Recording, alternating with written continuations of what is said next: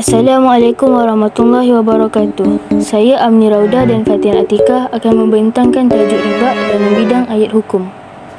Konsep takwa dan riba.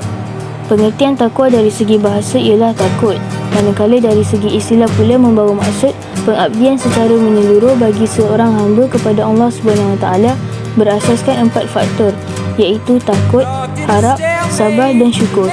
Takut dengan siksaan Allah SWT jika melanggar batas-batas ketetapannya, sentiasa mengharap rahmat dan nikmat kurniaannya. Sabar dengan segala ujiannya dan bersyukur dengan semua kurniaannya. Pengabdian yang menyeluruh melahirkan kepatuhan terhadap semua seluruhan dan larangan Allah. Inilah peringkat tertinggi pengabdian terhadap Allah SWT sehingga mampu menjauhkan diri daripada sebarang maksiat seperti riba, sebagaimana dijelaskan dalam firman Allah SWT. A'udzubillahi minasyaitonirrajim.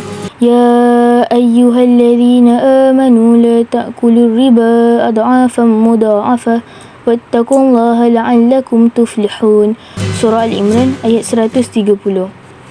Pengertian riba. Riba dari segi bahasa membawa maksud lebih atau tambah, manakala dari segi istilah pula ialah bayaran secara berlebihan ketika melakukan bayaran kembali terhadap sesuatu pinjaman yang diperoleh peminjam. Dalil riba ialah A'udzubillahi minasyaitonirrajim. Ya ayyuhalladzina amanu taqullaha wa dharu ma baqiya minar riba in kuntum mu'minin. Maksudnya, wahai orang-orang yang beriman, janganlah kamu memakan riba dengan berlipat ganda dan hendaklah kamu bertakwa kepada Allah SWT supaya kamu berjaya. Tuntutan hukum.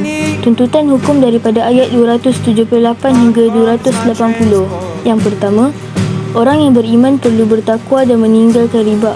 Jika ada saki-baki riba yang terdahulu, hendaklah dihapuskan.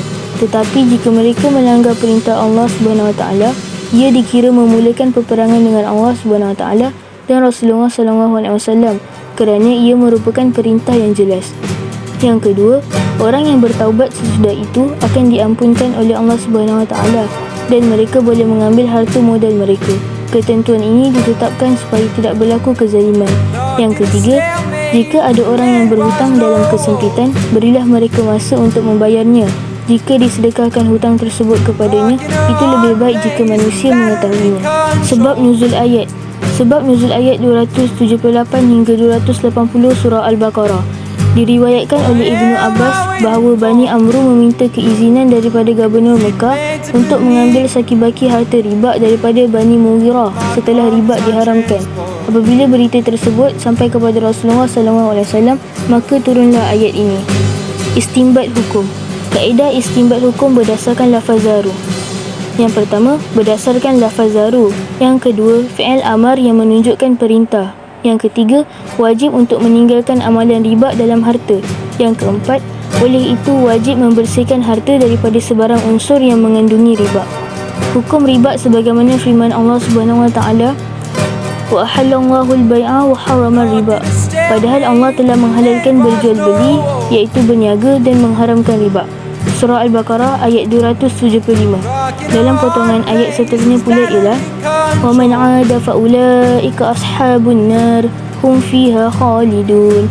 Dan sesiapa yang mengulangi lagi perbuatan mengambil riba itu, maka itulah ahli neraka, mereka kekal di dalamnya. Surah Al-Baqarah ayat 275. Riba terbagi kepada dua, iaitu riba al-buyu' dan riba ad-duyun. Riba al-buyu' ni dia riba jual beli. Dia ada dua jenis, iaitu riba al-nasab dan riba al-fadl.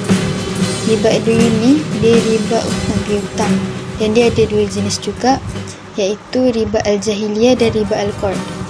Riba al-buyu', riba al-nasab ni maksud dia pertukaran barang riba dengan barang riba yang lain yang mempunyai ilah yang sama secara bertangguh.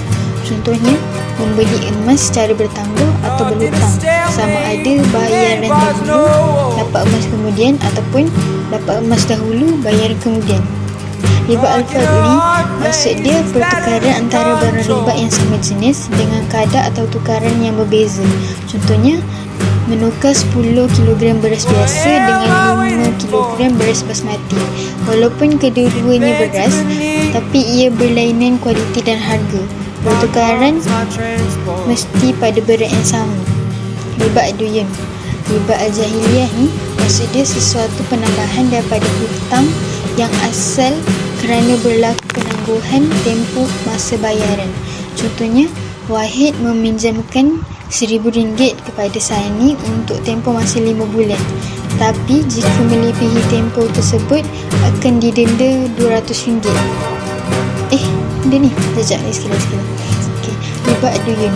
Riba al-jahiliyah ni maksud dia sesuatu penambahan daripada hutang yang asal kerana berlaku penangguhan tempoh masa bayaran.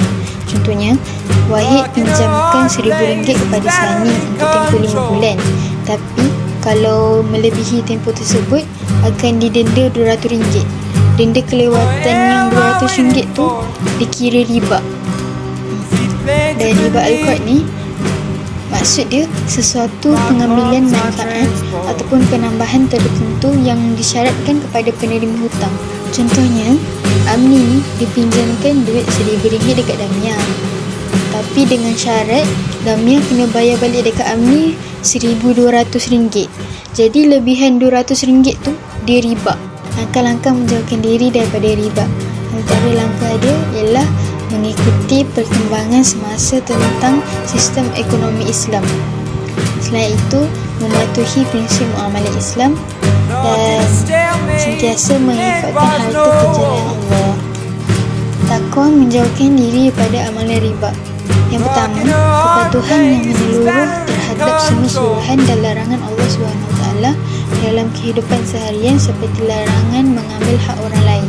Yang kedua, memandu manusia supaya berlaku adil dalam sebarang muamalat terutama bidang ekonomi dan menjauhkan diri daripada riba yang boleh menceroboh hak orang lain.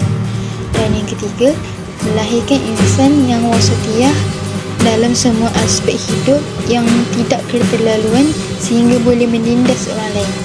Dan yang terakhir sekali, menanamkan sifat zuhud dalam diri seseorang, iaitu tidak terlalu kecinta hal-hal keduniaan sehingga boleh menzalimi orang lain.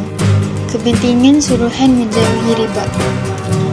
Amalan riba ni dia merupakan perbuatan mengambil dan makan harta orang lain secara batil dan menjadi daging yang haram selamanya.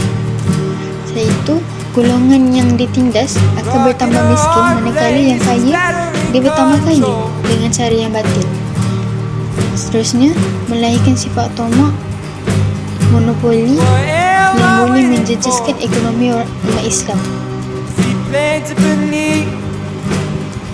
Sampai itu, menghalang manusia daripada bekerja untuk mencari keuntungan melalui usaha. Sampai itu, menghalang manusia daripada bekerja untuk mencari keuntungan melalui usaha sendiri dengan cara yang betul. Dan akhir sekali, amalan riba dia menyebabkan permusuhan dan pergaduhan dalam masyarakat dan dia akan memburukkan imej Islam.